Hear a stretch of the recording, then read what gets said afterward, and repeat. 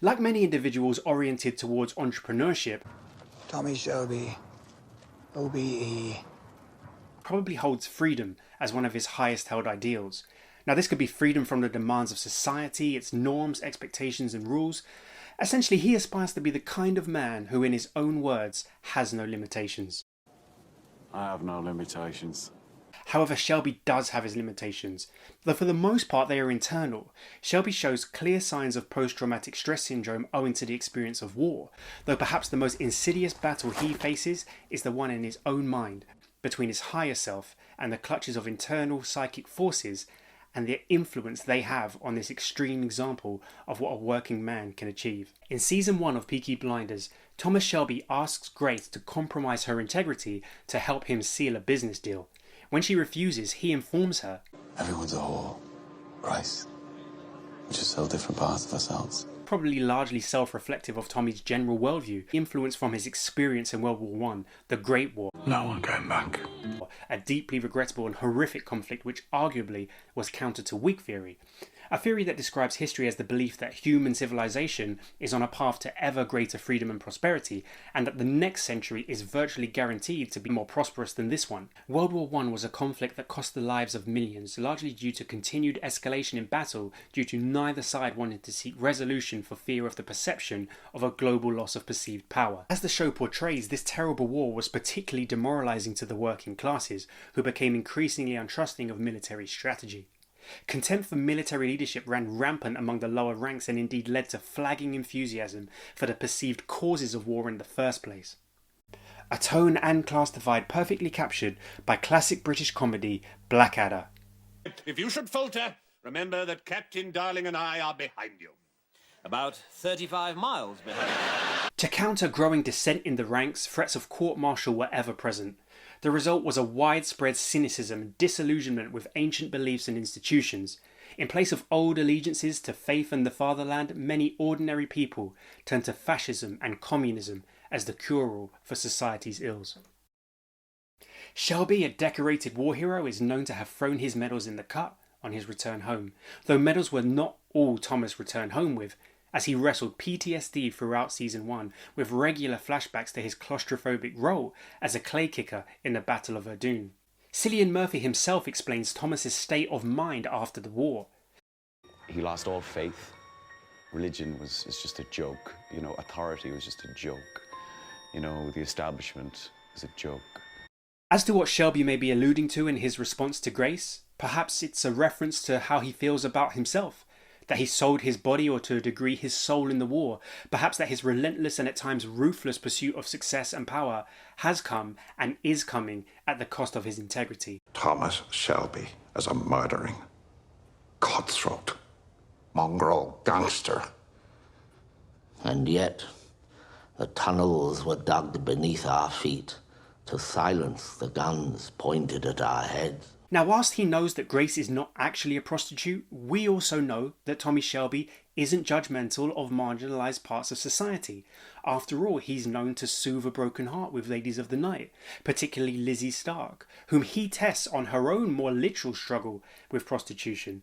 Now, this version of Lizzie, not yet aware of her true potential, isn't strong enough to decline one last earner. Of course, a ruse by Tommy. Tommy, should we go to my lodging? So the past is not the past. In her anger at her apparent betrayal of trust, she leaves with a scorning statement. Your brother is 10 times the man you are. And in a rare solitary moment of reflection from a powerful man wrestling his own choices and reflecting on behaviour through the rarely utilised lens of his better self, we hear. Of that I have no doubt. Subsequently, in a move that's part strategy, part compassion, Shelby reprieves Lizzie from prostitution, then ironically has her work one last time in the name of his ambition.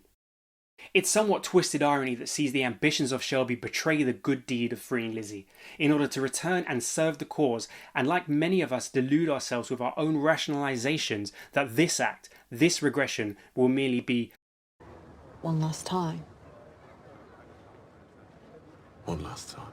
So we may consider that in answering Grace, Tommy may simply be expressing an opinion that prostitution is just another way to earn money in working class Britain, and from his perspective he sees no need to declare moral superiority over it, considering his own discretions both in terms of criminality and his somewhat vapid connection to Lizzie and her time. What's fascinating is that this somewhat off-the-cuff remark from Shelby may be a reflection of his own embodiment of what we would consider the prostitute archetype. The prostitute archetype engages lessons in the sale or negotiation of one's integrity or spirit due to fears of physical survival or for financial gain.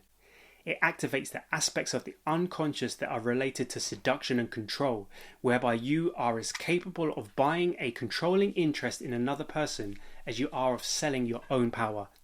Prostitution should be understood as the selling or selling out of your talents, ideas, or any other expression of the self. It isn't uncommon to find oneself in the midst of the prostitute archetype in the pursuit of ambition, especially when trying to rise from a lowly position, one not of familiar wealth, but rather one of aspirations of rising up to the higher echelons of society. Welcome to the layer cake, son.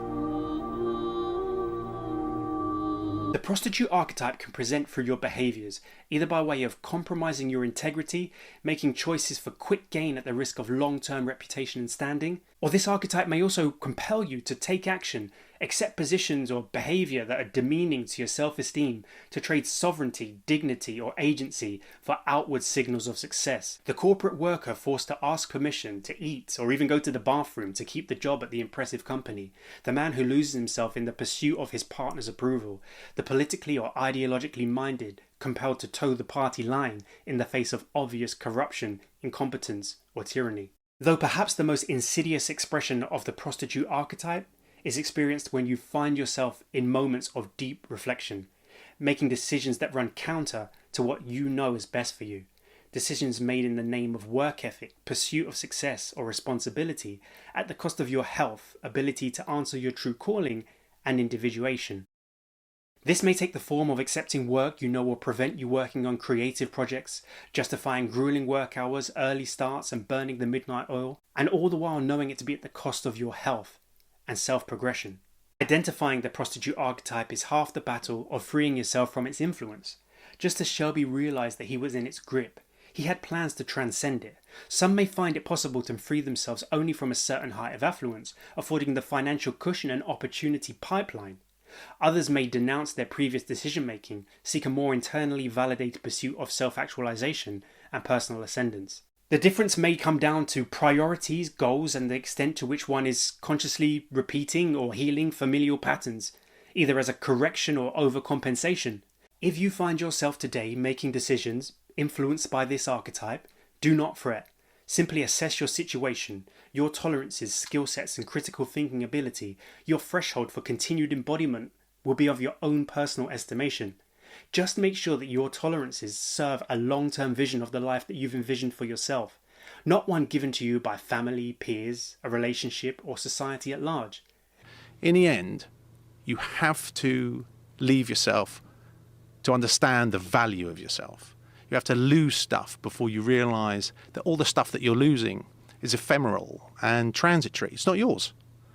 You're enough, you're always enough, but you've got to somehow prostitute yourself before you realise your own value. Just as failure is not the opposite of success, but the prerequisite for it, so too is becoming conscious of the prostitute archetype's influence on your identity. Once it's named and brought to light, half the battle is won. From the moment you achieve your freedom, you'll be living life on purpose, and your next move will be of your own design.